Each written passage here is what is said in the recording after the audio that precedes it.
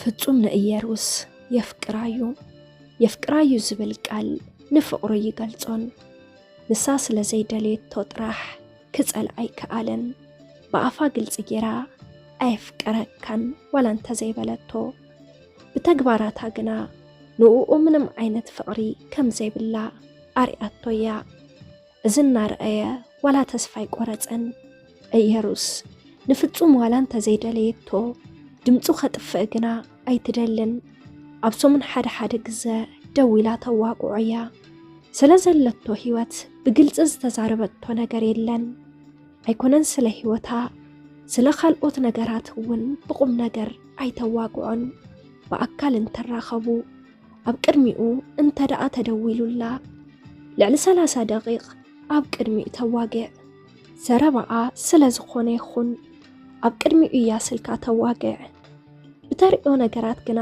ሰላሙ ሲኢኑ እዚ ምርባሹ ግና ልዕሊ 30 ደቂቕ ኣይጸንሕን ብጽባሒቱ እውን ስለናታ ይሓስብ ብሓደ መንደር ስለ ዘይኮኑ ምስ ካሊእ ወድር ኢዋ ስለ ዘይፈልጥ ናቱ ዝኾነት ኮይኑ ይስምዖ መዓልታዊ ድውለላ ግና ንሳ ኣብ ሶምን ሓደ ግዘያ ትረኽቦ ስልኪ ከም ዘይተልዕለሉ እናፈለጠ ይድውለላ ንምንታይ ስልኪ ከም ዘይተልዕል ጠይቕዋ ይፈልጥን ንሳ እውን በዚ ምኽንያት እየ ዘየልዕልኩኻ ኢላቶ ይትፈልጥን ስልከ ብዘልዕለትሉ መዓልቲ ንራኸብ ኢሉ ይሓታ ጽባሕ ወይ እንድሕር ጽባሕ ኢላ መዓልቱን ዝራኸብሉ ሰዓትን ትዛረቦ ፍጹም ወላ ሓደ መዓልቲ ብቆፃራ ሰዓቶም ክራኸቡ ከም ዝኽእሉ ሓሲቦ ይፈልጥን ምኽንያቱ ብዙሕ ግዜ ክመጽእ እየ ኢላ ትተርፍ እያ እቲ ዝቆፀረቶ ሰዓት ምስ በጽሐ ኣይጣዕመንን ኢላ መልእኽቲ ትልእኸሉ ይቕሬታ ኢላቶ ኣይትፈልጥን እዚ ትገብር ዘላ ከም ዘይተፍቅሮ ተረዲኡ ንኽገድፋ ክኸውን ይኽእል እዩ ፍጹም ግና እዚ ክገብር ከቢድዎ ስለ ኩሉ ነገር ብግልጽ ክትዛረቦ ይደሊ ኢየሩስ ግና ኣይትዛረቦን ክንራኸብ ኢና ኢላ እንትተርፍ ኣብ ካሊእ መዓልቲ ከም ዝረኽባ ተስፋ ይገብር ሓደ ግዜ ንኢየሩስ ምርሳዕ እንተዓብዮ ሸይጣን ኮይና ዝለኸፈቶ እምበር ፍቕረ ይመስሎን ኣብ ልዕሊኡ ዘለዋ ንዕቐት ምእማን ኣይደለን እምበር ትገብሮ ነገር ኩሉ ምስክር እዩ ዝበለት ዋላ እንተበለቶ ምንም ኣይብላን ሓደ መዓልቲ ግና ድሕሪ ብዙሕ ቆፀራ ተራኸቡ ዝተራኸቡሉ ሆቴል ብሰብ ተመሊኡ ነበረ ፍጹምን ኢየሩስን ዝኣዘዝዎ መጺሎም ኢየሩስ ማኪያቶ ኣናሰተየት እንተላ ሓንቲ ጓል ብድሕሪት መጽያ እንታይ ሓሰበት ስለ ዝነኽአታ ኣብ ጻዕዳ ናይ ላዕላ ማኪያቶ ፈሰሳ ኣብዚ ግዜ ኢየሩስ ሓሪቓ እንታይ ትኾኒ ቀሲልክ ዘይትኸዲላ ኣው በለት ይቕሬታ ኣይራእኹኽን ንዓይ እውን ካሊእ ሰብ ደፊኡኒ እዩ ኢላ ተዛረበታ ሶፍቲ ካብ ቦርሳ ኣውፅያ ድማ ክትህባ ኢዳ እንትትዝርግሕ ኢየሩስ ግና ኣይደልን ካብ ገጸይ ረሓቕ ኢላ ኣው ወሰኸት ኣብዚ ግዜ ፍጹም ይቕሬታ ኢላ ትክኮ ኢሉ እንትዛረባ ንስኻ ድማ ኣፍካ ይትኽፈት ስቕ በልበለቶ ብዙሕ ሰብ ዓይኖም ናብኣቶም ስለ ዘበለ ፍጹም ኣመና ሓፈረ ኢየሩስ እዚ ኸይኣኽላ ቦርሳ ኣልዒላ ጠንጢናቶ ኸደት ፍጹም ኣይተኸተላን ጸርፋ ኸይኣኽላ ኣብ ቅድሚ ሰብ ጠንጢናቶ ምኻዳ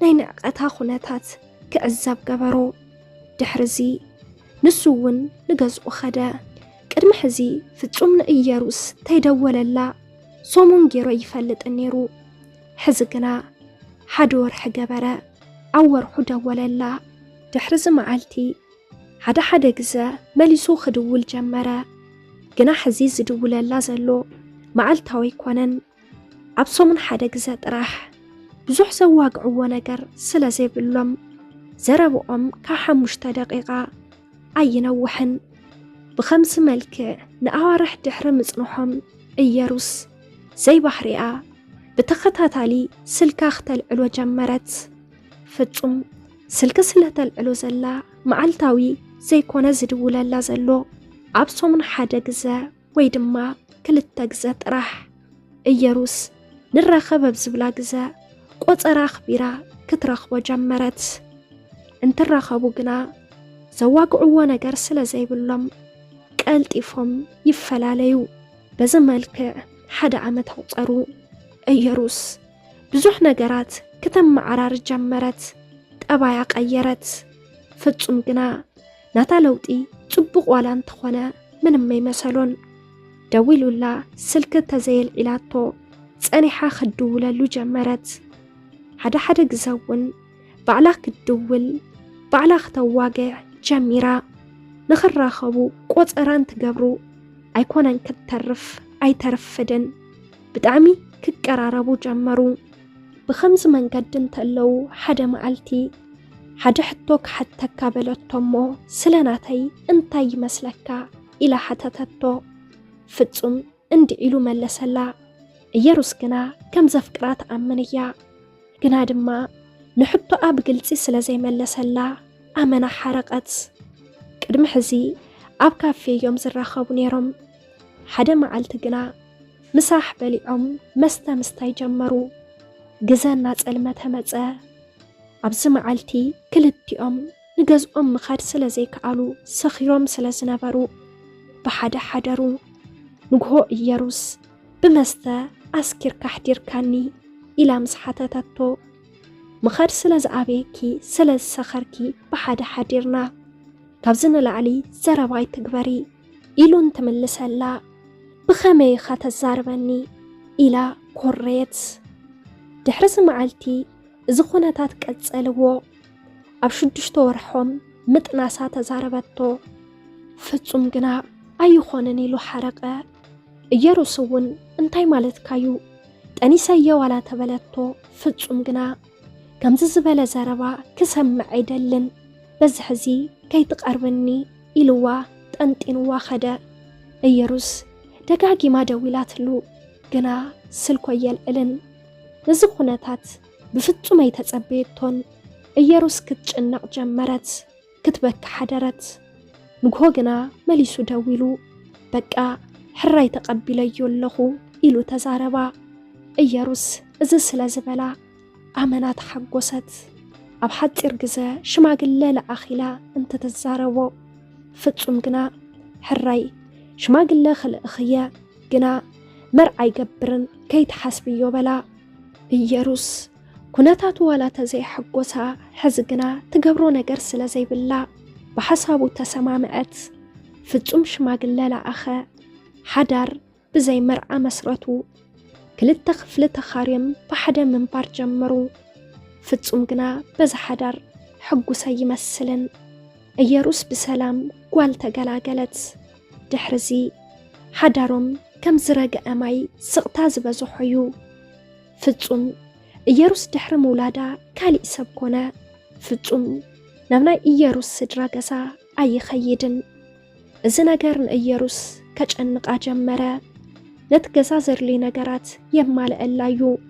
ምንም ነገር ኣይጎላን። ካብዚ ወፃኢ ግና ኣብቲ ገዛ ሰሓቕ ጨዋታ የለን። ሓደ መዓልቲ እቲ ኩሉ ትኾነለይ ዝነበርካ ነዚ ድዩ ኢላ ሓተተቶ።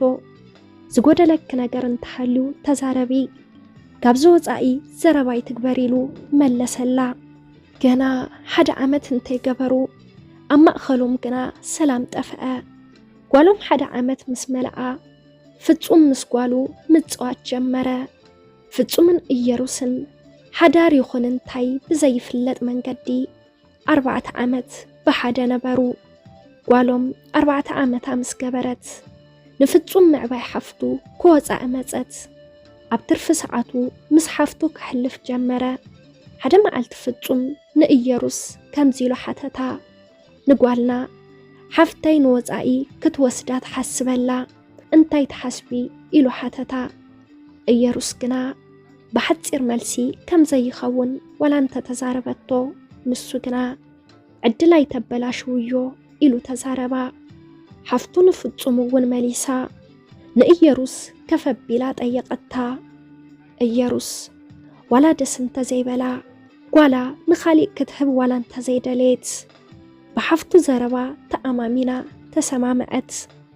እቲ ፕሮሰስ ወዲኣትላ ድሕሪ 6 ወርሒ ተመሊሳ መፅያ ወሰደታ ኣብዚ ግዜ ፍጹም ሙሉእ ብሙሉእ ጠባዩ ቀይሩ ከም በዓል ሓዳር ዘይኮነ ንበይኑ ክኸውን ጀመረ ደስ እንተይልዎ ንሰሙን ደገ ይሓድር ዋላ ገዛ እንተመፀ ምግበብ ገዛ ይበልዕን እየሩስ ክትዓብድ በለት ኣብ ቅድሚ እየሩስ ምስ ካሊእ ጓል ስልኪ የዋግዕ በዚ ነገር ኣመና ሓረቐት ሓደ መዓልቲ እየሩስ ብሕርቃን ንዒካኒ እንታይ ኸትኾን ዘለኻ እንትትብሎ ፍጹም ክነዓቕ ዘይደሊ ሰብ ሰበይ ንዕቕን ኢሉ መለሰላ ንስኺ ዝገበርክኒ እውን ከምዝዩ ኣብ ቅድሚ ሰብ ዋሪድክኒ ኢሉ ዘረብኡ እንተይወድአ 6 ዓመት ሙሉእ ዘሳቕኻኒ ንሱ እናዘከርካ ድዩ ኢላ እንትትሓቶ ንስኺ